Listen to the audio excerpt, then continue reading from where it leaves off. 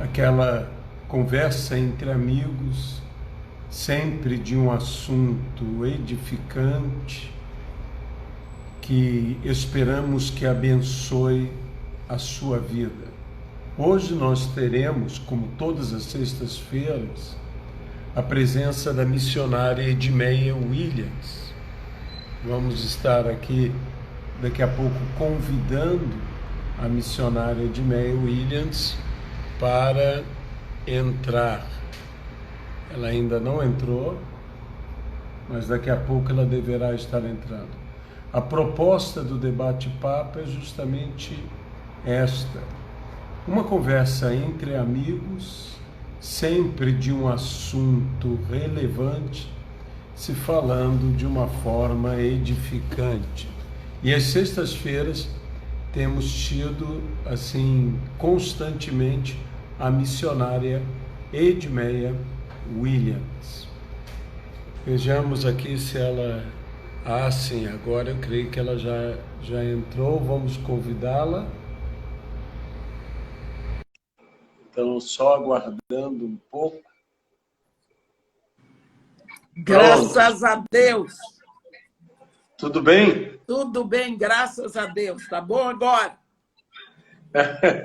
Tudo bem, tudo bem. Edmeia, nós estamos, quer dizer, você está nos ministrando, né, sobre esse tema da saída do homem do Éden e todas as consequências, tudo que Deus operou. E o que você tem para nos falar hoje?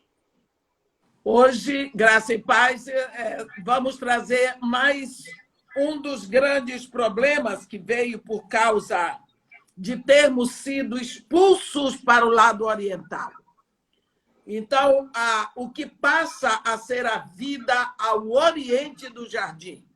Porque a Bíblia diz que Deus, havendo expulso o homem e a mulher do jardim, Gênesis 3:24, colocou a leste os querubins e uma espada de fogo que se movia em todas as direções para guardar o caminho de acesso à árvore da vida. Então, no momento em que Adão e Eva vão expulsos para o lado oriental, eles vão ficar lá com toda a maldição decorrente, a colheita, né? Que eles fizeram uma escolha. Então, eles vão colher. Adão, por tua causa, amaldiçoada é toda a terra. Então, aqui, todos nós viemos colher essas maldições. Só que eles foram expulsos, mas eles não foram abandonados. Então, Deus tem o plano, tem a redenção, isso vai acontecer, como para nós hoje já aconteceu, e nós vamos ler sobre isso hoje no capítulo 5 da carta de Paulo aos Romanos. Vamos ler um pouco o que está escrito. Uma das grandes dores que a maldição vai trazer para nós no leste do Éden é o medo. É o que está assolando esse momento em que nós estamos diante dessa pandemia. Então, vamos ler o que está escrito em Romanos, no capítulo 5. Aqui está escrito assim: justificados, pois, mediante a fé, temos paz com Deus por intermédio do nosso Senhor Jesus Cristo, por meio de quem obtivemos igualmente acesso, pela fé, a esta graça na qual estamos firmes e glorificamos-nos na esperança da glória de Deus. E não somente isto, mas também nos gloriamos nas próprias tribulações, sabendo que a tribulação produz perseverança, e a perseverança, experiência, e a experiência, esperança. Ora, a esperança não se confunde, porque o amor de Deus é derramado em nosso coração pelo Espírito Santo que nos foi outorgado.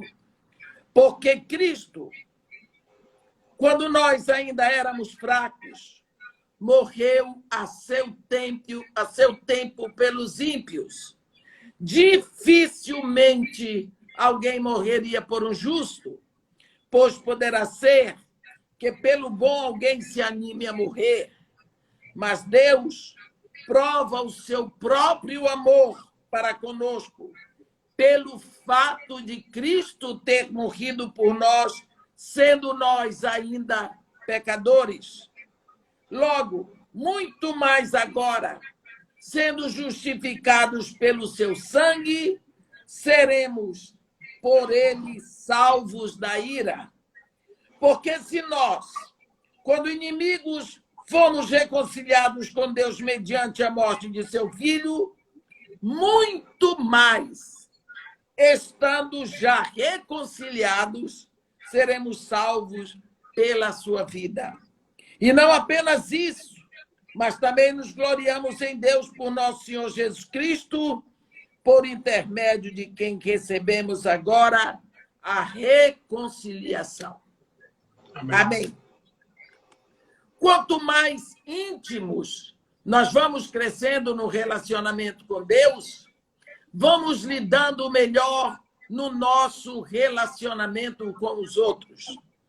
Nós precisamos saber que esse relacionamento, uma vez nós nascemos, mas nós temos que desenvolver o nosso relacionamento com Deus, e isso nós vamos fazendo à medida que vamos conversando com Deus, que vamos ficando mais íntimos no sentido pela oração, pelo estudo da palavra, pela meditação. Porque quantas vezes nós queremos que as coisas aconteçam? Hoje de manhã eu estava numa live e eu estava dizendo que a oração é uma arte.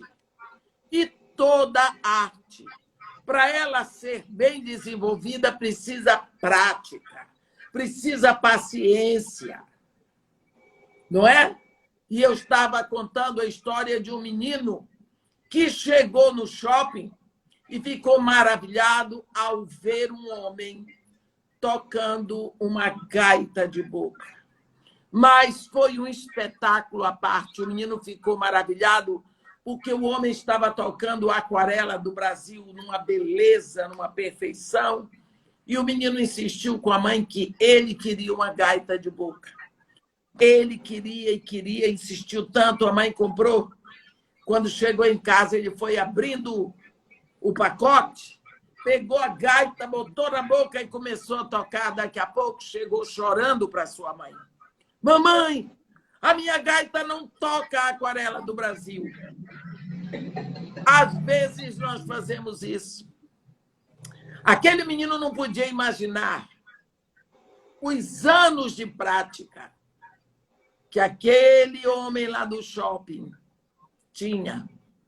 Nós, às vezes, esquecemos que oração é uma arte.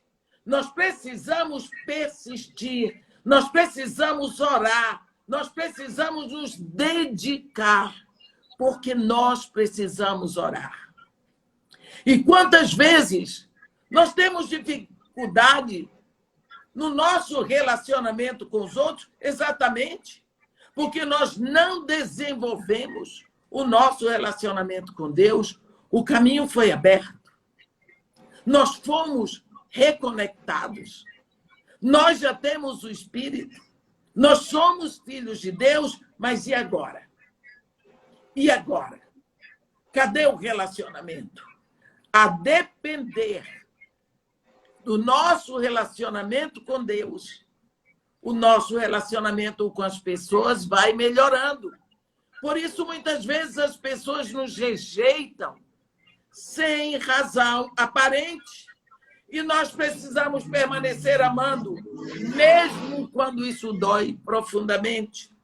Jesus diz lá, em João 14, 27, a minha paz vos dou, não vou-lo dou como o mundo a dá.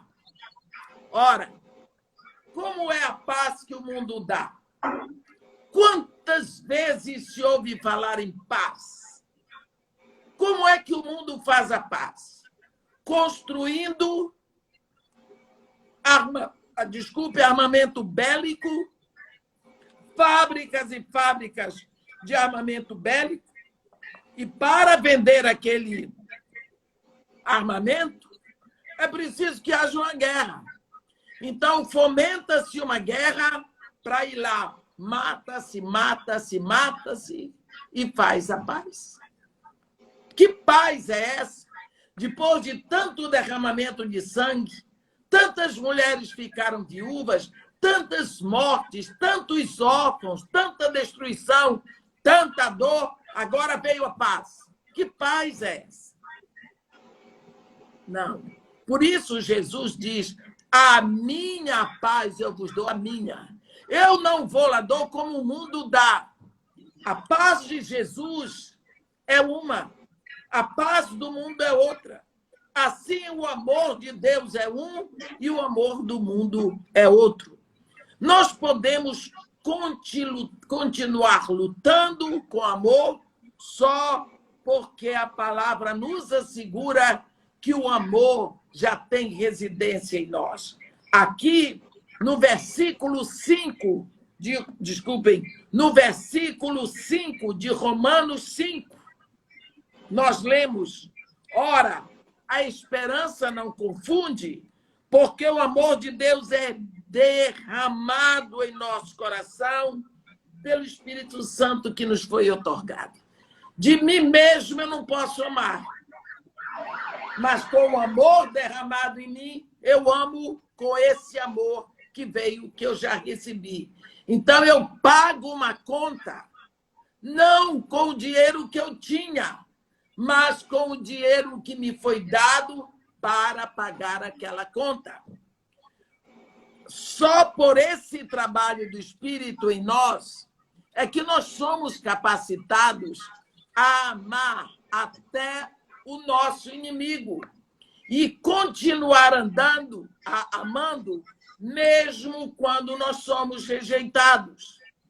A humanidade expulsa do Jardim do Éden, separada para o Oriente do Éden, também mostra muito medo e ansiedade.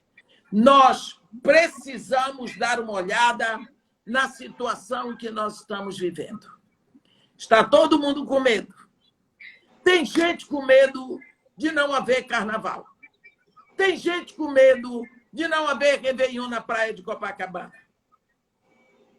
Tem gente com medo de não haver ensaio de escola de samba. Por quê? Porque está todo mundo com medo do vírus, com medo do corona.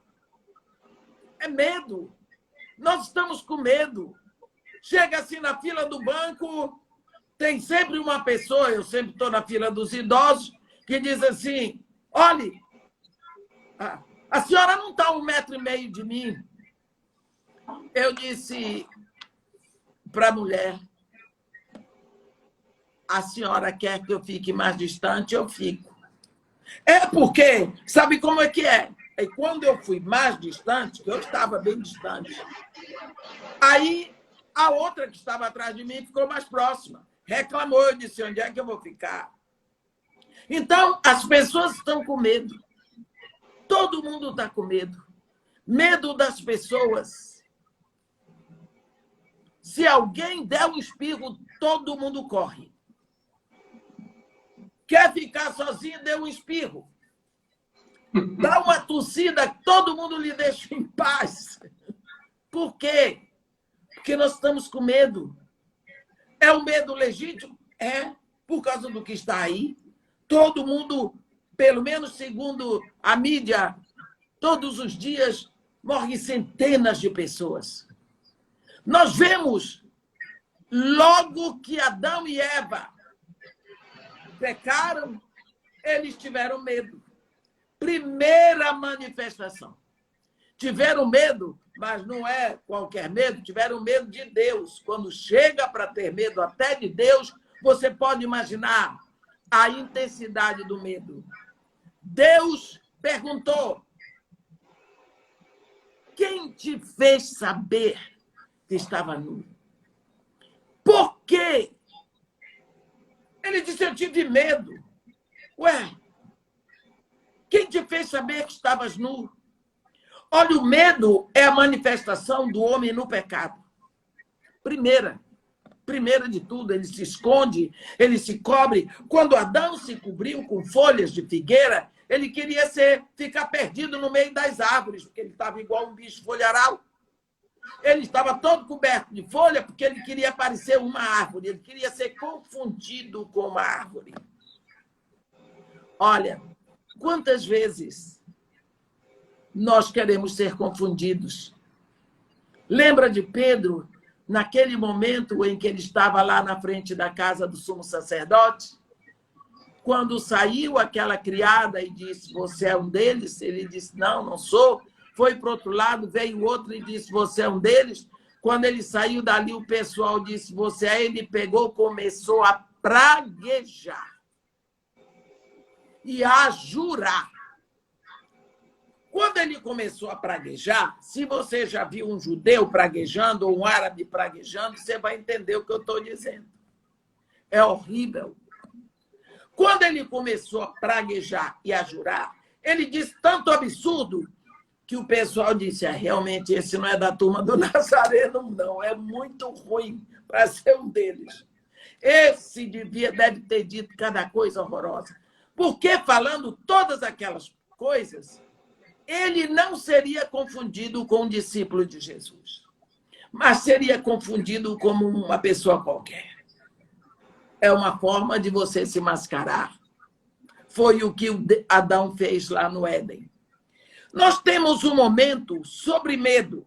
Se você comparar lá no capítulo 14 de Mateus, você vai ver no versículo 30 e versículo 26, você vai ver o momento em que os discípulos estavam no capítulo 14 de Mateus. Você vê que eles tiveram medo quando viram que Jesus vinha andando sobre o mar. Eles não sabiam que era Jesus. A Bíblia diz, e os discípulos, ao verem-no andando sobre as águas, ficaram aterrados e exclamarão, fantasma, e tomados de medo, gritaram. Você já viu que o medo foi tão terrível que eles chegaram a acreditar em fantasma.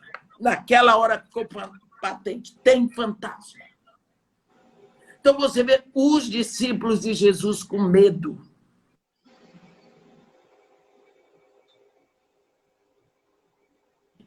Você vê Pedro afundando na água no versículo 30. Reparando, porém, na força do vento, teve medo. E começando a submergir, gritou, salva-me, Senhor. Então você vê este momento de Pedro aqui. Medo, medo, medo.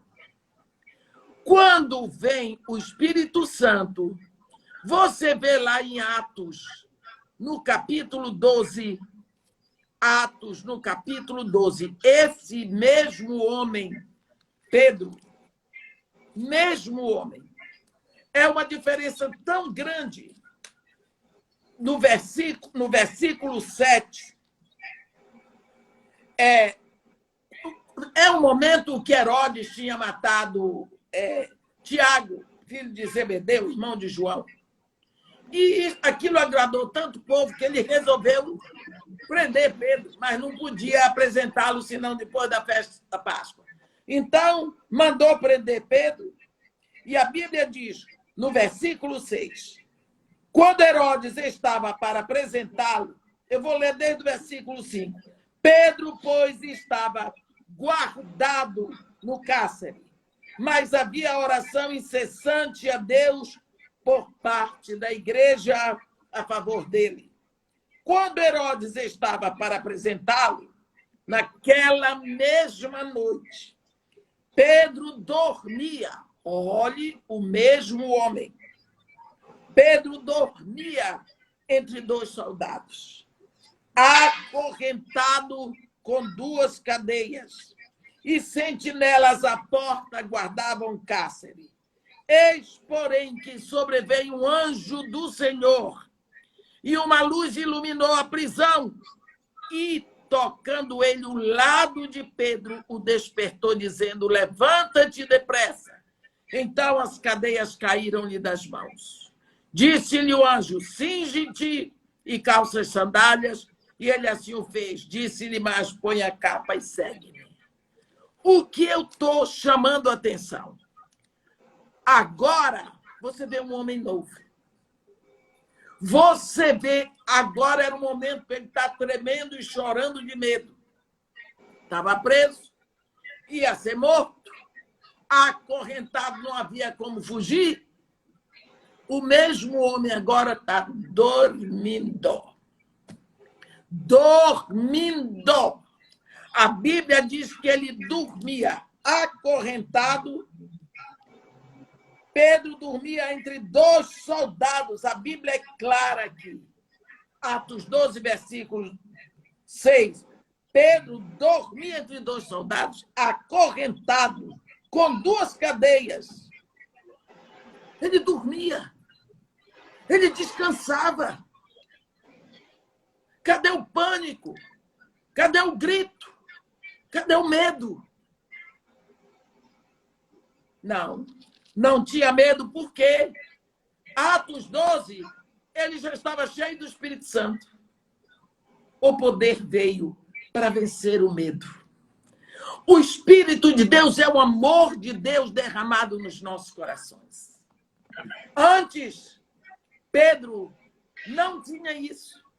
Ele não tinha o Espírito Santo só desceu no dia de Pentecostes, Jesus Cristo tinha ido. Então você vê a diferença de um discípulo antes de ter o Espírito Santo e depois com o Espírito Santo. Você vê a folga de Pedro dormindo, os guardas não dormiam, mas ele dormia. Legal. Sabendo que no outro dia ia morrer, não tinha jeito, ele dormiu, o anjo teve que futucar do lado de Pedro para ele acordar. Não é? Então nós vemos a diferença. Você tem o Espírito dá essa paz, dá essa segurança para nós. Ele lhe deixa andar, como diz a Bíblia, altaneiramente. Como diz o Salmo. Me faz andar altaneiramente. Como que eu vou sair na rua pensando que, porque estão assaltando os velhinhos. Teve um dia que a minha neta, Lindsay, ligou para mim e disse: Padu, olha, você toma cuidado, você avisa para todas as suas amigas, porque tem um homem na rua que ele está assaltando as velhinhas. Que chamou todas as minhas amigas de velhinhas. Eu não disse para elas para não ficarem ofendidas. Mas como que eu vou agora como velhinha para a rua? Com medo. Eu não vou. Eu saio, sei como é quem está comigo, não vou fazer bobagem, porque também não sou doida. Eu tomo minhas precauções, mas eu saio em paz. Por quê? Porque o amor de Deus já foi derramado em mim, e esse amor é o poder de Deus. Eu posso sair, eu posso fazer as coisas com a ajuda desse Espírito que me fortalece para fazer. Amém. É isso que a Bíblia diz quando diz que o verdadeiro amor, ele lança fora de mim todo o medo. Quando Adão teve medo porque ele estava desconectado. Pedro teve medo porque ainda estava desconectado. Quando o Espírito Santo chegou, a conexão. Veio a conexão. Nós vemos que quando examinamos a emoção do medo, percebemos um sentimento de vulnerabilidade, um sentimento de menos-valia para lidar com certos problemas. Quando isso acontece, se nós não enfrentarmos a situação, vem a ansiedade. O medo vai produzir em nós uma ansiedade, que aquele mal-estar contínuo, aquela sensação de perseguição em volta, alguma coisa ruim vai acontecer. Nós olhamos para o fato de que Deus não está em nossa volta, de que o Espírito Santo não está dentro de nós, de que nós não temos dono, que nós estamos no mar como um barco à deriva. Não temos base, não temos segurança.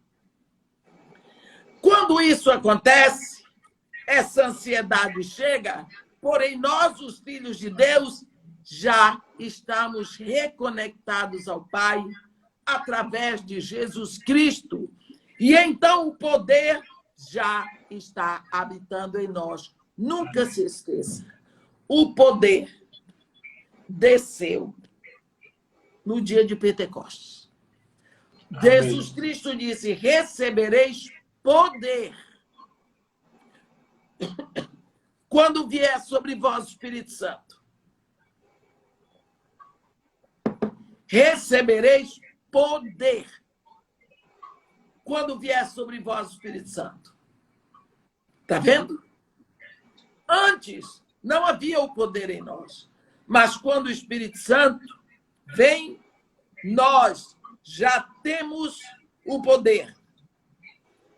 Temos sempre que temer, mas nesse caso, o nosso olhar é para o alto. Amém. Quando nós vemos o medo que os discípulos tinham da tempestade, mesmo Jesus tendo dito para eles: passemos para o outro lado da margem, eles tinham medo. Jesus falou: passemos.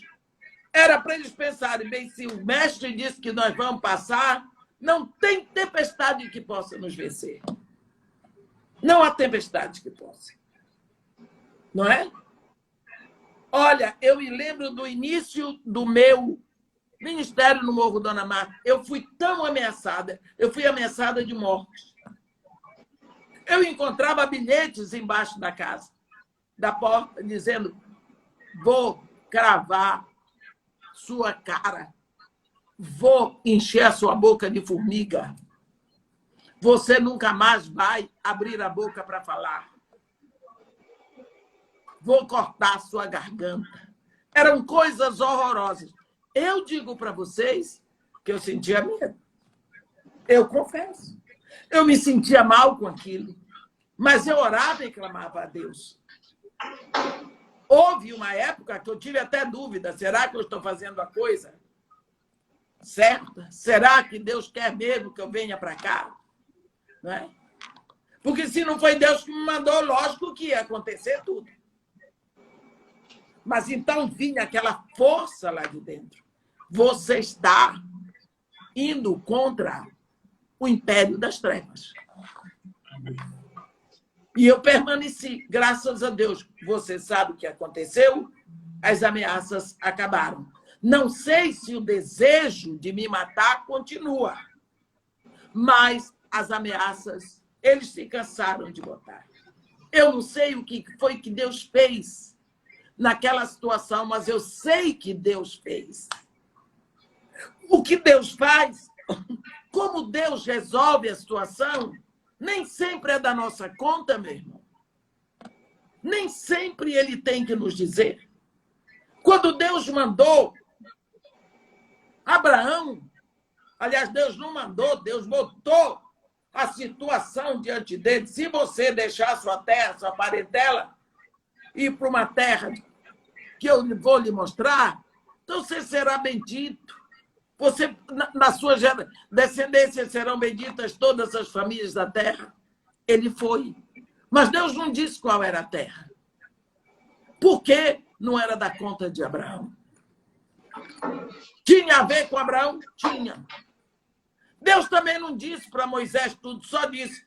Deus não disse, tu vai levar o povo à terra prometida. Deus disse, eu ouvi o clamor do meu povo Israel e desci para tirá-lo da terra do Egito, e levá-lo à terra que mana leite e mel. Tu vai falar com o faraó. Mas eu vou fazer. Então, nem tudo que Deus está fazendo é da sua conta. Quando Deus mandou levar o filho dele, quando Deus mandou Abraão, lá no capítulo 22 de Gênesis, levar o filho dele na terra de Moriá e sacrificá-lo sobre um dos montes, ele foi. Eu não queria estar na pele de Abraão. Eu não queria. Ninguém quer. Mas ele foi. Foi movido pela fé na palavra. Que homem! Que homem! Subindo naquela época, Abraão já tinha mandado embora o filho mais velho, não é? Ismael, no capítulo 21, capítulo 22, Deus diz, vai à terra de Moriá e sobre um dos montes sacrifique em holocausto a mim, o teu filho único que amas. Ele foi. Abraão ia sofrendo, sangrando por dentro aquele pai. Não se sabe nem se Sara sabia o que ele ia fazer, mas se Sara sabe, a coisa ia ser difícil, sacrificar o filho dela, que ela pariu aos 91 anos. Não é? O Isaquezinho dela, você sabe como é mãe, meu filho? Não, quem pariu fui eu, essas coisas todas que a gente sabe. Você pensa como ia o coração daquele homem? Não sei se chorou, afinal de contas o filho estava perto. E quando o filho fez aquela pergunta, ele deu um brado de fé. Pai, aqui eu tenho a lenha, tu tens o fogo, mas e o cordeiro para o holocausto? Mal ele sabia que o cordeiro era ele, né? E Abraão disse para ele, meu filho, Deus proverá. Quer dizer, Deus ainda não proveu. Ele disse, Deus proverá em nome de Jesus, eu digo para você. O que Abraão, na realidade, disse naquela época era, o cordeiro ainda não é você. Porque ele ainda vai prover, o cordeiro não está provido em você. Não é? E quando ele chegou lá, ele ia sacrificar o filho. Ele ia, por causa de uma palavra. Esse é o significado da fé. Você tem que segurar na palavra que Deus diz. Ele ia. Quando ele levantou o cutelo e ia matando, Deus disse a Abraão, eis-me aqui, Senhor. Quando Abraão ia sacrificar o filho, ele sabia que o filho não seria deixado na morte. Se você olhar para trás, você vai ver que ele disse para os seus servos, no versículo 5 de Gênesis 22, ficai aqui com o jumento, eu e o menino subiremos, e havendo adorado, voltaremos. Nós vamos adorar, nós vamos sacrificar, eu e o menino vamos sacrificar, mas nós voltaremos, porque Deus havia falado com Abraão em Gênesis 21. Olha, atende a Sara em tudo o que ela diz, porque por Isaque será chamada a tua descendência. Amém. Então, Isaque ainda não tinha filho. Então, como é que Deus ia deixar Isaque na morte? Ele sabia, eu posso matar meu filho. Milhões de vezes ele não vai ficar na morte. Por quê? Porque Deus é fiel à sua palavra, o Deus que eu conheço. E ele me disse que é por Isaque que será chamada a minha descendência, e ele também me disse que em mim, na minha descendência, benditas serão todas as famílias da terra. Pronto. Quando Deus disse para ele, chega, ele olhou e tinha um cordeiro preso pelos chifres, e ele e o filho sacrificaram. Ele e o filho adoraram. eu e o menino subiremos, e havendo adorado, os dois adoraram. Olha a palavra do profeta Abraão, primeiro profeta da Bíblia. É Deus que diz para Abimeleque, ele é profeta. O que eu quero dizer para você aqui é o seguinte: por que é que esse homem tinha essa fé?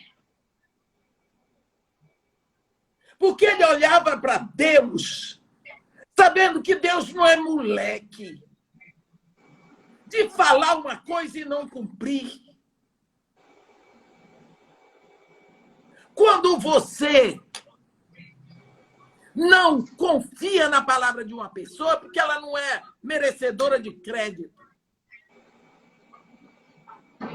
Então, quando Deus disse, se você não crê, você está chamando a Deus de moleque. Por isso é que a Bíblia diz que sem fé é impossível agradar a Deus. Como é que você vai agradar a Deus chamando ele de moleque? Então, meu irmão, se o poder de Deus está dentro de mim, se eu sou filha de Deus, se Deus está sempre ao meu lado como um poderoso guerreiro, ele diz, eu estou. Ele não diz estarei, ele diz estou contigo todos os dias, até a consumação do século. Eu não quero saber do resto, vou sofrer, vou chorar, vou passar agonias, vou. Mas ele está ali. Amém. Ele nunca deixará que as coisas vão além do que eu possa suportar. Portanto, essa história de dizer que a carne é fraca, sai daí, ó lesma. Não dá, não. Então, nós precisamos saber que o medo toma lugar onde não tem a fé. Se você olhar o gigante do medo, você vai ver que o gigante do medo causou impressão para todo o exército de Israel, até que apareceu lá um pastor. Tinha que ser pastor, é uma raça diferente. Chegou lá e disse, era lá, o que está acontecendo? Ele está vindo contra o exército de Israel? Vocês sabem o que é o exército de Israel? Se nós estamos em aliança com Deus, ele está indo contra os exércitos de Deus. Ele aqui não sabe, mas nós tínhamos que saber.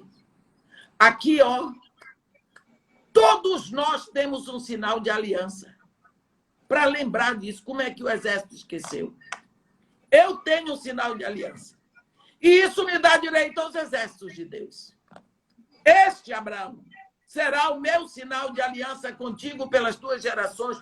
Todo macho entre vós será circuncidado. Circuncidareis a carne do vosso prepúcio, e será isso por sinal de aliança entre mim e vós pelas vossas gerações. Davi disse, espera lá, eu tenho um sinal de aliança, eu tenho a circuncisão no meu prepúcio.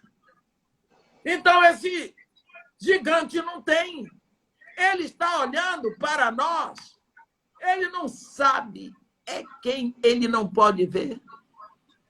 Olha, tanto que quando o gigante olhou para eles, para Davi, ficou ofendido.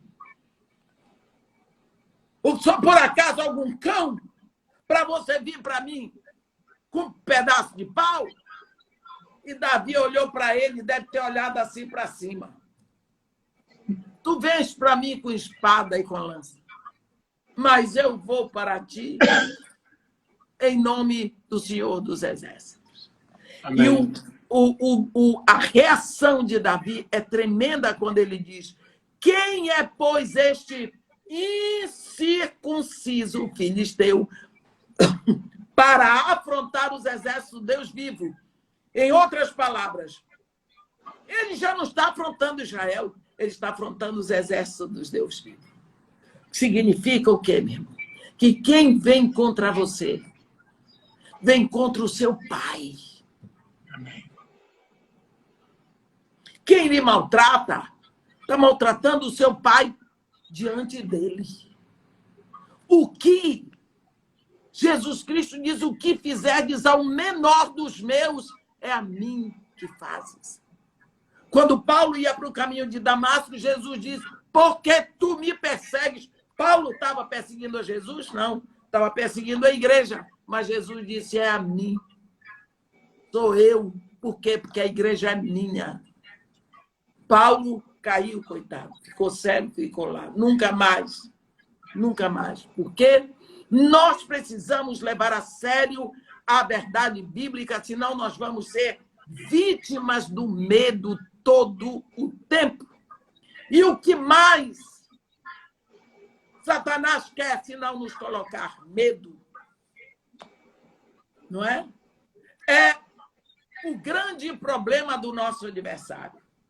Eu ouvi uma gravação de um ex-presidente do Brasil dizendo, não tem que fazer, eles têm que ter medo da gente, eles têm que ter medo da gente. Eu nunca vou esquecer disso. Não, eles têm que ter medo. Eu disse, quem está falando aí não é um homem, é um espírito pela boca deste homem. Porque se eles tiverem medo, eles ficam enfraquecidos. Eles ficam enfraquecidos. Será que você nunca pensou que você pode estar com medo do medo? Quando você tem medo, a sua mente fica totalmente embotada. Quando nós vemos que depois que veio o Espírito Santo, você lê em Atos dos Apóstolos, eles mudaram drasticamente. O medo evaporou-se. Evaporou-se. Vida, morte, oposição, Império Romano, eles não estavam nem aí, porque havia um poder maior que tinha vindo lá de cima. Amém. Aquele momento tremendo de Jesus, quando Pilatos, governador, disse para ele, é verdade que tu és o rei dos judeus? Jesus Cristo olhou na cara de Pilatos e disse para ele, olha, o meu reino não é deste mundo. Não é, não. Se meu reino fosse deste mundo, meus ministros pelejariam para que eu não fosse entregue aos judeus, mas agora o meu reino não é daqui. Quer dizer, é a tua vez, é o teu reino. Faz o que tem que fazer. Tu tens que fazer a tua obra. Faz. Estou aqui. Eu vou suportar isso tudo. Estou nem aí. Isso tudo que tu estás fazendo para mim é lixo. Nós precisamos saber que eles tinham recebido, os discípulos tinham recebido o poder todo em Pentecostes, ficaram fora daquele sentimento de vulnerabilidade, de nudez que Adão sentiu, porque estava desconectado, porque pecou. Novamente agora, conectados com Deus pela fé. O Espírito vem e nos liga de novo. É como a lâmpada, ela é lâmpada, mas desconectada, ela não presta para nada. Jesus Cristo disse, vós sois o sal, mas se o sal perder sua força, presta para nada. Nada. Em Lucas 1, no capítulo 1, versículo 74, no cântico de Zacarias, o pai de João Batista, ele louva a Deus e ele diz, ele livrou das mãos dos seus inimigos para que o adorassem sem medo. Amém. Sem medo, quer dizer, sem fragilidade. Por que será que sempre nós ouvimos essa frase? Não temais. Hein? Porque a arte do nosso adversário é causar medo. A arte do nosso adversário é causar o medo, causar o espanto, trazer ameaça. Jesus também disse sua primeira palavra depois que ele ressuscitou, Mateus 28:10. O que é que Jesus diz? Não temais. Primeira palavra, Gabriel disse para Maria em Lucas 1:30, não temais, ou não temas. Vemos como Deus está consciente da nossa condição no medo. E assim Jesus Cristo vem para nos libertar dessa prisão do medo para a liberdade. Nós vemos que os discípulos, depois de Pentecostes, transformaram todas as ameaças em oportunidade. Não temeram mais nem mesmo a morte. A morte já não contava. Não é? Então, nós precisamos saber que o medo é uma dor que nós herdamos por nós estarmos no lado oriental do Éden. É uma das prisões, uma das condições no homem separado do Éden, habitando no lado oriental. Habitando no lado oriental. Quando nós pensamos nisso tudo, nós precisamos buscar mais e mais do Espírito Santo, que é o Espírito do poder. Meus irmãos, o Espírito já está aqui. Amém. Mas nós precisamos beber. Você fica sem beber. Você fica sem buscar. Você fica sem pedir.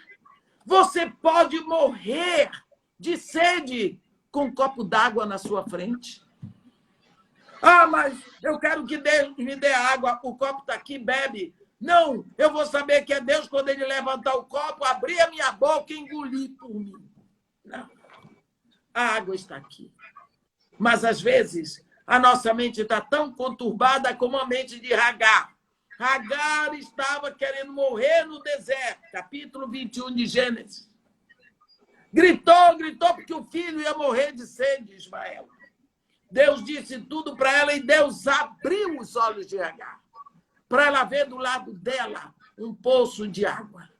Ela estava do lado do poço. Ela estava gritando que o filho ia morrer de sede, mas ela não via o poço. Porque na mente dela só estava assim, não tem água, é deserto, não tem água, é deserto. Aqui é deserto, não tem água. Esqueceu, mas ela não conhecia o Deus que provê a água no deserto. O Deus que abre caminhos no ermo e que põe água no deserto.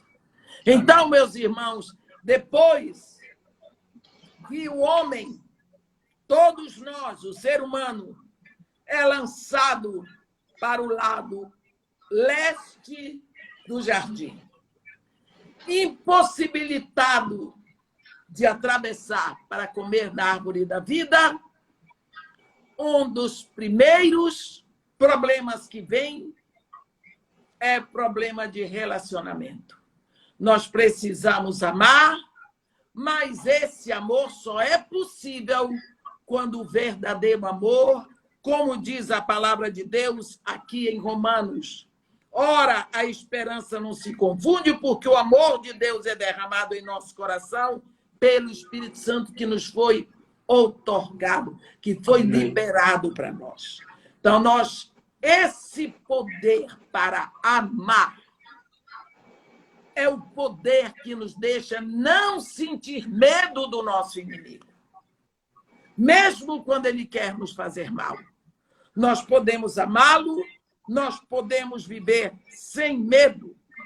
Lá, em 1 de João 4, no versículo 18, a Bíblia diz: o perfeito amor lança fora todo o medo, pois no amor não há medo. O medo é a expressão do homem que cortou relações com Deus. Nunca se esqueça que nós estamos reconectados. Estamos passando essa quarentena, não sabemos quando termina. O vírus está ou não está, de onde vem, para onde vai, tem vacina, não tem vacina, não sabemos. Mas uma coisa nós sabemos: somos filhos de Deus, vamos receber essa época de quarentena como um momento específico para aprofundarmos a nossa intimidade com o nosso Pai do céu e beber mais dessa fonte de vida que é o Espírito Santo. Amém? Que Deus nos abençoe e nos guarde, que faça resplandecer o seu rosto sobre nós e tenha misericórdia de todos nós. Amém. Amém. Edmeia, você falou sobre Pedro dormindo, a mudança nele. Eu me lembrei aqui que ele, sendo discípulo de Jesus, aprendeu a dormir, né? Porque Jesus dormia na tempestade. Então, quer dizer, tempestades para Jesus são lugares de descanso. Ou seja, para Pedro, aquela tempestade que ele estava vivendo ali era nada. Se tornou um lugar de descanso também. Edmeia, me diz uma coisa. Eu tenho sempre pedido a você para que você dê a conta da casa de Maria e Marta para aqueles que, porventura, estejam desejosos de contribuir, de fazer uma oferta de amor, o possam fazer. Você poderia, novamente, por favor? Com todo prazer, pastor. Está aí uma coisa que eu faço com muito prazer, é dar o número da conta, porque nós precisamos, aquele trabalho é um trabalho, de qualquer forma, é um trabalho da Igreja de Jesus Cristo. Então, eu dou com todo carinho. O número da conta é no Banco do Brasil. É agência 3223, dígito 9. Vou repetir. Agência 3223, dígito 9. Conta corrente 4055, dígito X ou dígito 0. Porque às vezes o banco não aceita o X, então a gente põe 0. Vou repetir. Conta corrente 4055, dígito X ou 0. CPF 050 110 355/49. Então, amém. É isso aí. Eu agradeço muito, pastor, por esse momento, pela oportunidade, pela alegria de estarmos juntos nessa hora, e que Deus continue abençoando o senhor, o seu ministério, amém. E o tempo que o senhor tem dispensado para isso durante essa pandemia.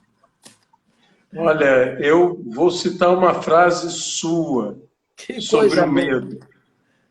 Ponha pavor naquilo que te dá medo. Eu me lembro dessa frase, nunca mais esqueci. Você pregando diz, ponha pavor naquilo que te dá medo. Nós podemos ter uma outra postura realmente em Cristo Jesus, pelo Espírito Santo. Edmeia, nós queremos te agradecer e já esperamos na próxima sexta, se dando Deus continuidade. Quiser. Vamos continuar. Tá bom. Um grande abraço. Muito obrigada, pastor. Um grande abraço para todos. Amém. Amém. Tchau. Nós agradecemos a todos desse debate-papo, onde fomos ministrados pela missionária Edmeia Williams. Até uma próxima vez, aqui se despede a pastora Luísa, se assim Deus nos permitir.